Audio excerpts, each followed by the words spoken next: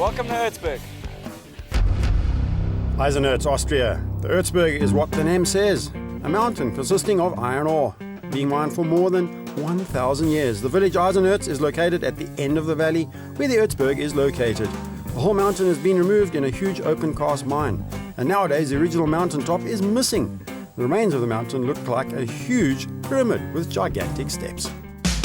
The Erzberg Rodeo is the world's toughest single off-road race. It features the motorcycle scene's biggest and craziest field of starters. It's not about the money, it's all about pride and honor. It's all about who will go home as a winner and who will just go home. The world's most spectacular starting grid. 30 Enduro World Championship titles, 12 X Games medals, 7 US Supercross titles, countless national trial motocross and enduro championship, 3 wins at the notorious Roof of Africa Rally, and even an overall winner of the Dakar Rally. The starting grid features more superstars than any other off-road race in the world. World Enduro Champion David Knight.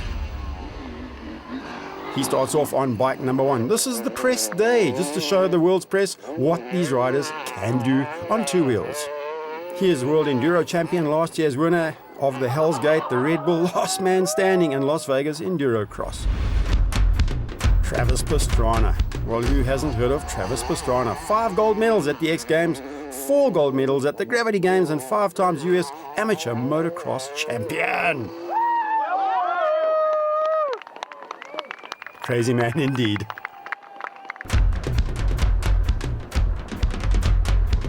Jeremy McGrath.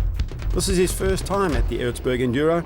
7 times US Supercross champion, 103 overall career wins, 2 times winner of the Motocross Des Nations, X Games gold medalist and bronze medal winner. I think just there's a lot of hype building around this race, and also watching Travis's video. That's why he's here. Darryl Curtis. South Africa's very own Darryl Curtis, double winner of the Roof of Africa, 6 times South African Enduro champion, 2 silver medals at the International 6-Day Enduro, and 3rd in last year's Romaniacs. I love the extreme races because at home we have a lot of very harsh terrain. In the city we go ride quite a lot, it's very eroded.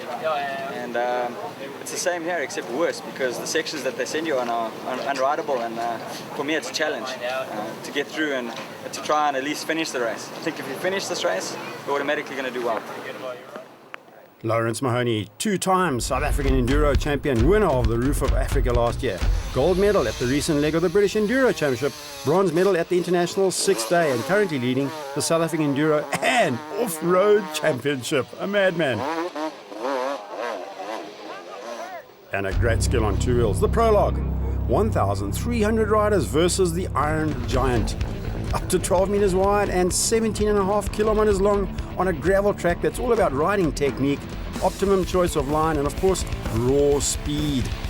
Basically, you can start on whatever carries an engine and looks like a motorcycle. If it's in running condition, well, Super Dukes, street bikes, scooters, quads, and even carmobiles.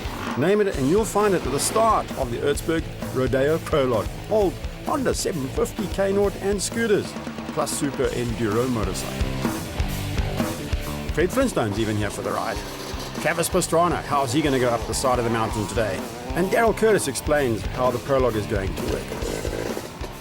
We're at the start of the Prologue of the Erzberg. It's a 15-kilometer flat-out race to the top of the mountain.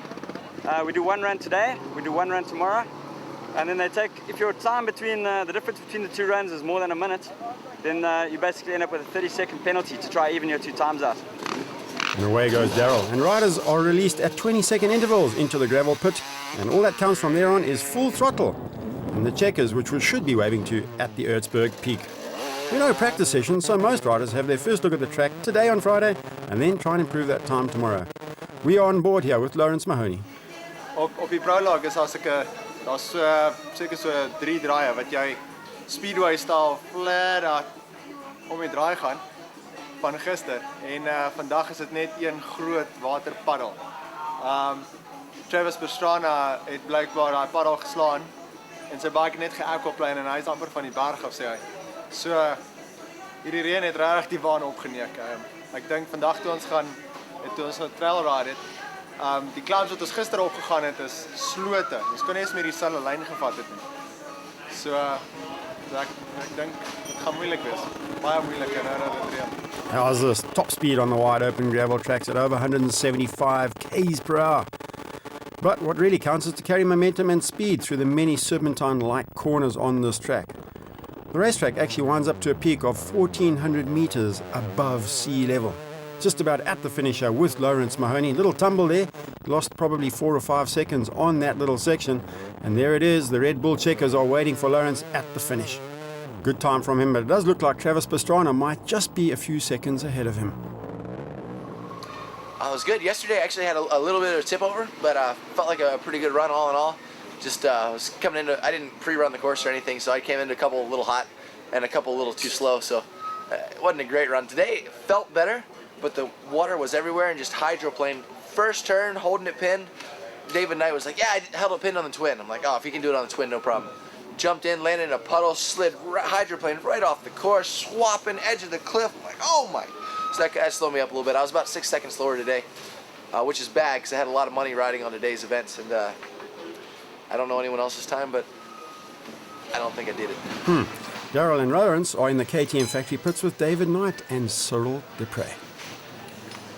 Changing the gearing for tomorrow because the way it was geared this morning, we went free riding, and it's just, you can't get up a lot of the climbs because your gearing's a little bit out. Your first gear's too short and your second gear's too long. So we've made radical changes to the gearing. I'm running a 1351 with the SX box, and it's perfect because now you can hit some of the climbs in second and third gear and you just get up so much easier. Hier in die factory gooi hulle die nuwe filters weg. En jy kry 'n splinter nuwe filter vir die reis. Gebruik hulle een keer en hulle gooi hulle weg.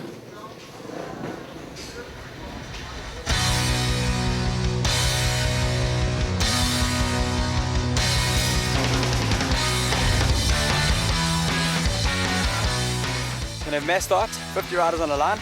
Get a head around the Red Bull buoy, and then there's going to be a sharp left behind the orange netting over there, and we're going to go up the first climb. And it's usually mayhem. There are bikes everywhere. The guys are flipping. They get stuck halfway up. They got to turn around, come back all the way down to the bottom, and try again. By that time, the next row of 50 riders have started again. It's absolute mayhem. The guys are just about riding over each other, and if you don't get up the first time, it becomes really difficult for you to get up and over the first hill.